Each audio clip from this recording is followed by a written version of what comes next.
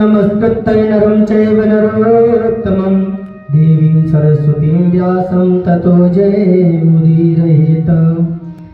एकदा नैमिषारण्ये ऋषयः सौनकादयः पप्रच्छुर्मुनयः सर्वे सूतं पौराणिकं खलु। एक बार की बात है, नैमिषारण्य की पावन भूमि पर श्री सूत जी महाराज से सौनकादिक ऋषियों ने प्रश्न किया, हे सूत जी महाराज, आप वेदों के, शास्त्रों के, पुराणों के ज्ञाता हैं, आपको मेरा प्रणाम है और मैं आपसे एक प्रश्न कर रहा हूँ जो जगत के कल्याण के लिए है। बोले, कराल कलयुग निकट आ रहा है, धर्म की रक्षा कैसे होगी, जीवों का कल्याण कैसे होगा, या भगवान की प्राप्ति के लिए वैष्णव जन क्या करते हैं। ऐसे जब प्रश्न सौनकादिक ऋषियों ने श्री सूत जी महाराज से किए तो श्री सूत जी महाराज ने कहा, हे ऋषिवर, आप धन्य हैं, क्योंकि आपके प्रश्न जो है जीवों के कल्याण के लिए है, इसलिए ध्यान पूर्वक सुनिए। क्योंकि भगवान की भक्ति कौन करता है, भगवान की कथाओं में कौन पहुंचता है, जिस पर भगवान की परम कृपा होती, और परम ही नहीं अति कृपा। जब परमात्मा कृपा करते करते अति कर देते हैं तो वह इस मार्ग की ओर प्रशस्त होता है। बाबा ने लिखा है कि अति हरि कृपा जाहि पर होई, पाऊ देई मार्ग सोई। जब परमात्मा की ही कृपा होती है तभी हमें अवसर मिल पाता है, अन्यथा हम कितना भी प्रयास करें भगवान की कथाओं को श्रवण नहीं कर सकते। तब श्री सूत जी महाराज कहते हैं, ध्यान कीजिए कि कराल जीवों के कल्याण के निमित्त मैं तुम्हें आज उत्तम व्रत बतला रहा हूँ, और वह व्रत जो है मनवांछित फल को देने वाला है। बोले, अच्छा क्या व्रत है? बोले, और ये प्रश्न जो आपने मुझसे किया है, यही प्रश्न एक बार नारद जी ने भगवान लक्ष्मी नारायण से किया था। बोले, क्या? ध्यान पूर्वक सुने। कल के जीवों के लिए सही एक यत्न समझ में आया है, भगवान विष्णु ने प्रेम सहित जो नारद को बतलाया है। मैं अभी सहज सा वै विधान तुमको बतलाए देता हूँ। श्री नारायण नारद का संवाद सुनाए देता हूँ। क्या संवाद है? एकदा नारदो योगी परानुग्रह कांक्षया, पर्यटन विविधान लोकान मृत्युलोक मुपागतः। एक समय योगी नारद जी लोगों के कल्याण की कामना से विविध लोकों में भ्रमण करते हुए मृत्यु लोक में आए, और यहाँ आकर देखते हैं कि जीव नाना प्रकार के क्लेशों से दुखी हो रहा है, क्योंकि इसका नाम जो है मृत्यु लोक है और इसे दुखालय कहा जाता है। कोई ना कोई दुख जीव को है, क्योंकि पूर्ण प्रसन्न कोई नहीं है। क्यों नहीं है? बोले, कोई तन दुखी, कोई मन दुखी, कोई धन बिन रहते आस, थोड़े थोड़े सब दुखी, सुखी हरि के दास। कौन सुखी? जो हरि के दास है। फिर कहा है, अच्छा दुख का कारण क्या है? दुख के अनेक कारण हो सकते हैं। मन की इच्छा की पूर्ति ना हो पाना ही मुख्यतः दुख का कारण है। बोले, बाबा तुलसीदास ने लिखा है बड़ा सुंदर कि अली पतंग मृग मीन गज जरते कही आँच, तुलसीता की कौन गति जाको लागे पाँच।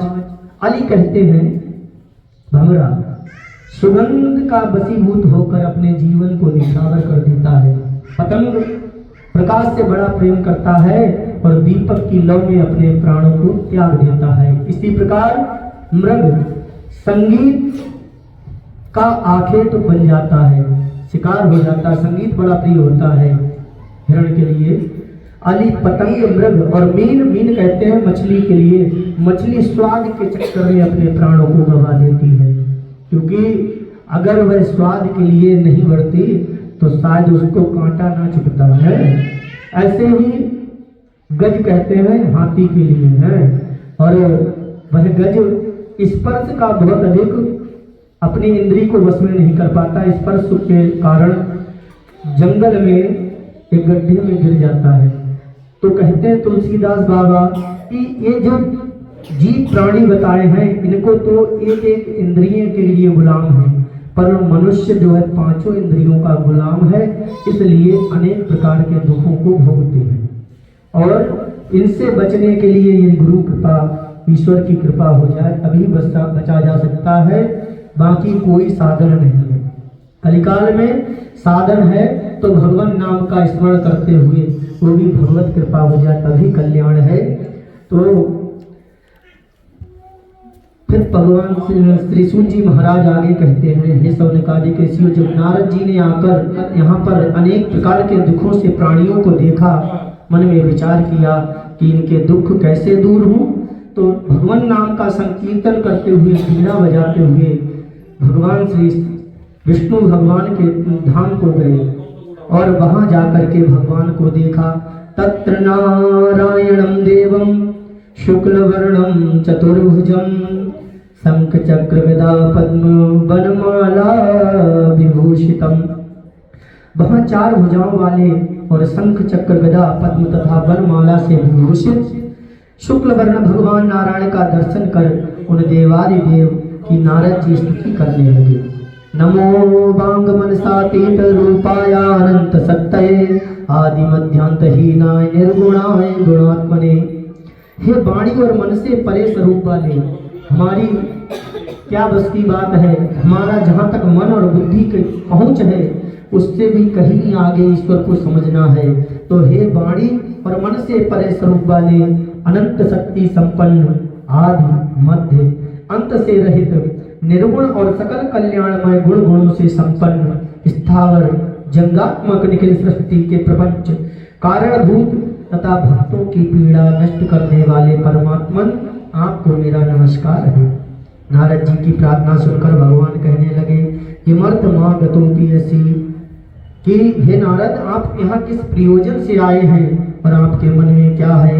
नारद जी कहने लगे, नारद तब कहने लगे, सुनिए कृपा निधान, तुच्छ विनय पर दास की तनिक दीजिए ध्यान। और क्या ध्यान देना कि मैं मृत्यु लोक से इसी समय सब देखभाल कर आया हूँ। जो दृश्य वहाँ आँखों देखा उससे अतीब घबराया हूँ। नाना प्रकार नाना प्राणी नाना दुख वहाँ उठाते हैं। आपत्ति जाल से छुटने का उद्योग न कोई पाते हैं। उनके कष्टों का ध्यान मुझे जगदीश जिस समय आता है। मर्मांत क्लेश तब पाता हूँ, उद्विग्न चित्त हो जाता है। उन दुखियों पर उन दीनों पर हे दीन दयालु दया कीजिए। मिट जाए क्लेश उनके जिससे ऐसा उपाय बतला दीजिए, ऐसा उपाय बतला दीजिए। तब नारद जी से भगवान ने कहा, हे नारद आप धन्य हैं। क्यों धन्य है? क्योंकि आपने परोपकार का चिंतन किया, जीवों के कल्याण के निमित्त प्रश्न किया है। जिस तरह से रहीमदास जी लिखते हैं, तरवर फल नहीं भगत है, नदी नाच नीर, पर कारज के कारणे साधुन धरा शरीर। जिस प्रकार वृक्ष अपने फलों का भक्षण नहीं करते, नदी स्वयं अपने जल का पान नहीं करती, ठीक उसी प्रकार से संत जो होते हैं जगत के कल्याण के लिए चिंतन करते हैं। इसलिए हे नारद आप धन्य हैं। और ध्यान पूर्वक तब भगवान से कहने लगे नारद जी कि हे प्रभु अब उनके कल्याण का मार्ग प्रशस्त कीजिए। भगवान कहते हैं, इस घोर क्लेशमय कलयुग में तप योग याग सब दुस्तर है, लेकिन फिर भी है यत्न एक जो सुलभ और अति सुखकर है। जो क्लेश जाल से छूट प्राप्त करना चाहे सुख का साधन, भगवान सत्यनारायण का वे करे प्रेम से आराधन। कलयुग में जो फल मिलता था अत्यंत उग्र तप साधन से, वह कलयुग में मिल जाता है इन सत्य देव के पूजन से। कराल देखिए, सतयुग त्रेता द्वापर में बहुत ही तप करना पड़ता था, पर कलयुग की ये विशेषता है कि भगवान के थोड़ी सी साधना से भगवान प्रसन्न हो जाते हैं। भगवान के लिए कुछ भी विशेष प्रिय नहीं। क्या है कि निर्मल मन जन सो मोहि पावा, मोहि कपट छल छिद्र न भावा। भगवान के लिए सिर्फ निर्मल मन की जरूरत है। भाव आप समर्पित कर दीजिए, क्योंकि जो विद्वान है भगवान जरूरी नहीं उनको मिल जाए, जो धनाढ्य है भगवान जरूरी नहीं उनको प्राप्त हो जाए, जो बलशाली है जरूरी नहीं उनको मिल जाए, पर जो बिल्कुल अपने आप को भगवान को समर्पित कर देता है भगवान उसको अवश्य मिल जाते हैं, ऐसा शास्त्रों में वर्णित है। तब भगवान ने कहा कि बड़े ये सत्यनारायण का एक उत्तम व्रत है, जिसको करने से मनुष्य की मन वांछित मन इच्छित कामना की पूर्ति हो जाएगी, जीवों का कल्याण होगा, क्योंकि भगवान की कथा मन को पवित्र करने वाली है और बोले सभी प्रकार से कल्याण करने वाली है। तब भगवान से नारद जी कहने लगे कि हे प्रभु, किम फलम किम विधानम च कृतं केनैव तद्व्रतं, तत्सर्वं विस्त्राब्रूहि कदा कार्यं व्रतं। प्रभु, हे प्रभु, इस व्रत को करने का क्या फल है, क्या विधान है, कैसे व्रत करना चाहिए, किस दिन यह व्रत करना चाहिए, विस्तार पूर्वक कहिए।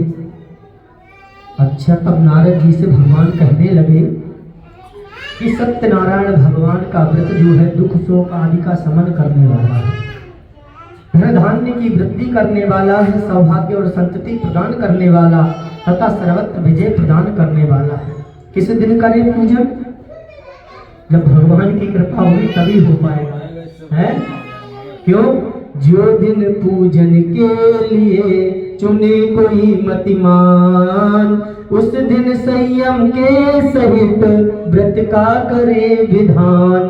कोई ऐसी विशेष तिथि, ऐसी विशेष दिन, ऐसा विशेष समय नहीं निश्चित किया कि जिस दिन भगवान सत्यनारायण का व्रत नहीं किया जा सकता। ये बहुत ही अत्यंत सरल व्रत है। अब इसमें संयम रखने की क्या जरूरत है? बोले मन को बस में रख कर उस दिन नारायण से अनुराग करें, हिंसा असत्य मद मोह लोभ और काम क्रोध का त्याग करें। इन बातों का विशेष ध्यान रखना होता है। तब भगवान ने कहा, भक्ति और श्रद्धा से समन्वित होकर जो मनुष्य भगवान श्री सत्यनारायण का उत्तम व्रत करेंगे उनकी मन इच्छित कामना की पूर्ति होगी। तब कहा कि ठीक है, वो पूजन की सामग्री में क्या हो? तो पूजन की सामग्री में बोले दूध, दही, शहद, घृत इत्यादि, कदली का फल, सभी पूजन सामग्री भगवान को भोग लगाकर निवेदित करनी चाहिए। सुंदर से आसन पर भगवान को विराजमान करके भगवान का नाम संकीर्तन आदि का आयोजन करें। इस तरह से जो भी व्रत को करेंगे उनका कल्याण अवश्य होगा, क्योंकि कलिकाल में ये सबसे लघु और सरल उपाय है।